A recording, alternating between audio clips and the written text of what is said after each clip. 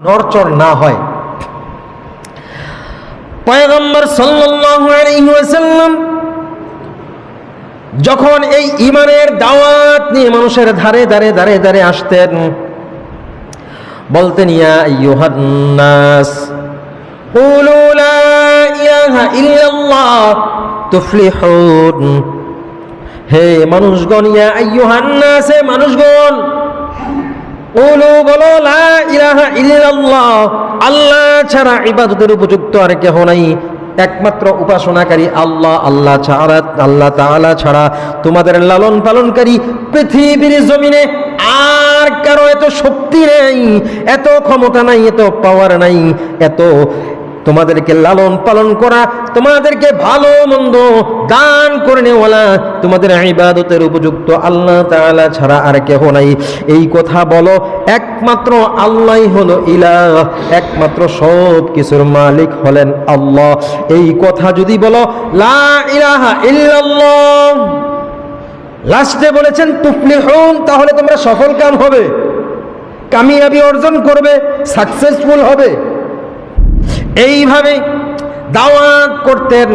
এই দাওয়াত করার কারণে আপনজনেরা, বংশধরেরা, পাড়া প্রতিবেশীরা, এলাকার মানুষেরা তাকে যখন আঘাত করতে শুরু করলেন, চক্রান্ত করে বিভিন্ন গালিগালাজ করতেন, খারাপ ভাষা বলতেন, গর্ত করে রাখতেন, পাথর নিক্ষেপ করতেন, বিভিন্নভাবে কষ্ট দিতেন, মারতেন, মারার প্ল্যান করতেন, গর্ত করে গর্তে ফেলে ধামা মাটি চাপা দিয়ে দেওয়ার চেষ্টা করেছেন এবং বিভিন্নভাবে চক্রান্ত করে করে বিভিন্নভাবে মারার চেষ্টা করেছেন। তখন তিনি মাতৃভূমি মক্কার জমিন ছেড়ে মদিনায় হিজরত করেন। হিজরত করার পর তার অনেক সাহাবীরা, কিছু সাহাবী তার সঙ্গে গিয়েছে, আবার তিনি যাওয়ার পর অনেক সাহাবীরা আছে তাকে অনুসরণ করে করে হিজরত করে মক্কা থেকে আবার মদিনায় চলে গিয়েছে। এইরকম একজন সাহাবী আব্দুর রহমান বিন আউফ রাদিয়াল্লাহু তাআলা আনহু, তিনি যখন মক্কা ছেড়ে মদিনার উদ্দেশ্যে হিজরতের উদ্দেশ্যে রওনা করেন, তখন তার আশেপাশের লোকগুলো, তিনি খুব পরিচিত ব্যক্তি ছিলেন, সবার পরিচিত লোক, একজন ব্যবসায়ী ছিলেন, ব্যবসা করতেন, মক্কার একজন ব্যবসায়ী ছিলেন আব্দুর রহমান বিন আউফ। তার বাবাও ছিলেন ব্যবসায়ী, অর্থাৎ ব্যবসায়ীর সন্তান, ব্যবসায়ী। এইরকম নামি দামি একজন ব্যবসায়ী লোক আল্লাহর রাসূল সাল্লাল্লাহু আলাইহি ওয়াসাল্লামের হাতে হাত রেখে ইসলাম গ্রহণ করেছেন। ইসলামের ঝান্ডার ভিতরে তিনি ঝান্ডা হাতে নিয়েছেন, ইসলামের গণ্ডির ভিতরে প্রবেশ করেছেন। আর যখন পয়গম্বর সাল্লাল্লাহু আলাইহি ওয়াসাল্লাম মক্কার জমিন ছেড়ে মদিনায় হিজরত করেছেন, তখন তার মনে বড় কষ্ট, বড় কষ্ট, হায় হায় করে, আফসোস করে, হা হুতাশ করে, আর যেখানে যায়, যেই দিকে চায়, যেই দিকে তাকায়, যেখানে যেই কাজ করতে যায়, শুধু আব্দুল্লাহর ছেলে মুহাম্মদ, মুহাম্মদুর রাসূলুল্লাহ সাল্লাল্লাহু আলাইহি ওয়াসাল্লাম, আমার রাসূল কই, আমার নবী কই, আমার মুহাম্মদ কই, এইভাবে বলে বলে বলে বলে চোখের পানি জড়ায় আর কান্না করে, চিৎকার করে আর আফসোস করতে থাকে।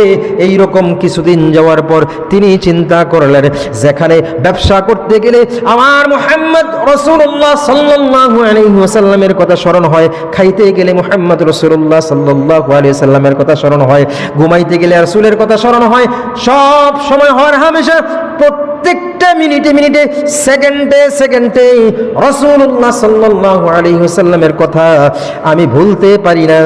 যেহেতু এমন অবস্থায় পড়ে গিয়েছি, আমি মুহাম্মদুর রাসূলুল্লাহ যেখানে আছে সেখানে চলে যাব, আমি মক্কার জমিনে আর থাকব না।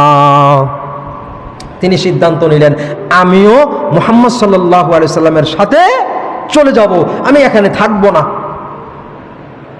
পাগল পাড়া হয়ে গেলেন।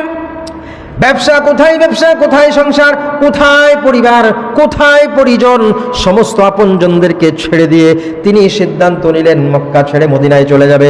যখন এই রকম সিদ্ধান্ত নিলেন, এলাকার মানুষগুলো, ব্যবসায়ী পার্টনারগুলো, ব্যবসা করলে অনেক মানুষের সাথে পরিচিত এবং ভাই ব্রাদার, আপনজন, বন্ধু বান্ধব, আত্মীয় স্বজন, সবাই তাকে বুঝাইতে শুরু করলেন, বুঝাইতে থাকেন যে তুমি হলে এই এলাকার একজন নামি দামি ব্যবসায়ী, পয়সাওয়ালা লোক, তোমার বাবাও একজন ব্যবসায়ী ছিলেন। তুমি এমন সিদ্ধান্ত, ভুল সিদ্ধান্ত নেবে না। ব্যবসা বাণিজ্য দুনিয়াদারি, এত টাকা পয়সা, অর্থ সম্পদ, আপনজন, এত কিছু ছেড়ে দিয়ে তুমি আব্দুল্লাহর ছেলে মুহাম্মদের সাথে যাওয়ার জন্য পাগল হইছো, আব্দুল্লাহর ছেলে মুহাম্মদের কাছে যাওয়ার জন্য পাগল হয়েছো। একটু ভালো করে চিন্তা করে দেখো, তুমি এই তার মতো পাগলামি করো না। তার অর্থ সম্পদ নাই, ব্যবসা বাণিজ্য নাই, কোটি কোটি টাকা নাই, সে চলে গেছে, কোনো সমস্যা নাই। কিন্তু তুমি যদি চলে যাও তাহলে তোমার আপনজনেরা তোমার ব্যবসা বাণিজ্য, টাকা পয়সা, অর্থ সম্পদ সবগুলো মানুষ ভোগ করে ফেলবে, মানুষ উপভোগ করবে, সবগুলো বৃথা যাবে, তুমি যাইবে না। এইভাবে অনেক মানুষ তাকে বুঝাইলেন। বুঝানোর পর তার মনের মধ্যে একমাত্র মুহাম্মাদুর রাসূলুল্লাহ সাল্লাল্লাহু আলাইহি ওয়াসাল্লামের কথা ছাড়া, একমাত্র রাসূলের মুহাব্বত ছাড়া আর কোনো কিছুর মুহাব্বত অন্তরে জায়গা দিতে পারে না। তিনি আর কিছু জায়গা দিতে পারে না, একমাত্র রাসূলের মুহাব্বত, রাসূলের নাম, রাসূলের কার্যকলাপ, রাসূলের হাঁটা চলা, বসা, খাওয়া দাওয়া, সব কিছু তার সেকেন্ডে সেকেন্ডে, ক্ষণে ক্ষণে খালি মনে পড়ে। পাগল পানা হয়ে গেলেন। এত মানুষ বুঝাইল, এত মানুষ বুঝানোর পরও তিনি চিন্তা করলেন, আমি যে যাই বলুক না কেন, আমি এখানে 1 মিনিটও থাকতে পারবো না, 1 সেকেন্ডও আমার থাকা সম্ভব না। নাওয়া খাওয়া ছেড়ে দিলেন। কয়েকদিন ঠিকমতো খাবার খেতে পারেন না, ঠিকমতো ঘুমাতে পারেন না। পেরেশানি করতে করতে তিনি শুকিয়ে কাষ্ট হয়ে গেলেন, এমন অবস্থা হয়ে গেলেন। তারপর এক সময় তিনি রওনা করলেন মক্কার জমিন ছেড়ে, সব কিছু ছেড়ে তিনি মদিনায় চলে যাবেন। সঙ্গে কিছু টাকা পয়সা, অর্থ সম্পদ সাথে করে নিয়ে নিলেন, যে আমি ওখানে যাইয়া কিছু যাওয়ার, যাতায়াত রাস্তায় কিছু খরচের প্রয়োজন, যাতায়াত রাস্তায় কিছু খরচ হবে, এবং ওখানে যাইয়াও সর্বপ্রথম নাওয়া খাওয়া করতে থাকতে কিছু টাকা পয়সার প্রয়োজন হবে। এই চিন্তা করে তিনি পকেট ভরে, থলে ভরে কিছু অর্থ সম্পদ নিয়ে নিলেন। কিছু সম্পদ নিয়ে, টাকা পয়সা নিয়ে তিনি মক্কার জমিন ছেড়ে রওনা করলেন, মদিনার পথে চলে যাবেন। যখন মক্কার জমিন ছাড়বেন, এমন অবস্থায় মক্কার কাফের বেদিনেরা তাদেরকে এমন অবস্থা করেছে, যখন মুহাম্মাদুর রাসূলুল্লাহ সাল্লাল্লাহু আলাইহি ওয়াসাল্লাম হিজরত করেছিলেন, সেই সময় মক্কার বিভিন্ন রাস্তার পয়েন্টগুলো, রাস্তার মোড়গুলো, বিভিন্ন বাজারগুলো, রাস্তার মুখে মুখে কাফের বেদিনেরা সিকিউরিটি গার্ড বসিয়ে দিয়েছিলেন, ক্যাম্প করে দিয়েছিলেন, তাদের সৈনিকদের ক্যাম্প করে দিয়েছিলেন। পুলিশ ক্যাম্প যেই রকম হয়, এই রকম ভাবে তাদের সৈনিকদের ক্যাম্প বসানো হয়েছে, যাতে মুহাম্মদ মক্কা ছেড়ে চলে যেতে না পারে, মুহাম্মদের অনুসারী একটাও মক্কার জমিন ছেড়ে কোথাও যেতে না পারে। তাদেরকে বন্দি করে রেখে আমরা মেরে ফেলবো, তাদেরকে আমাদের ধর্মের ভেতরেই রাখবো, এই রকম ভাবে তাদের জন্য চক্রান্ত করা হয়েছিল। এইগুলো এখনো আছে।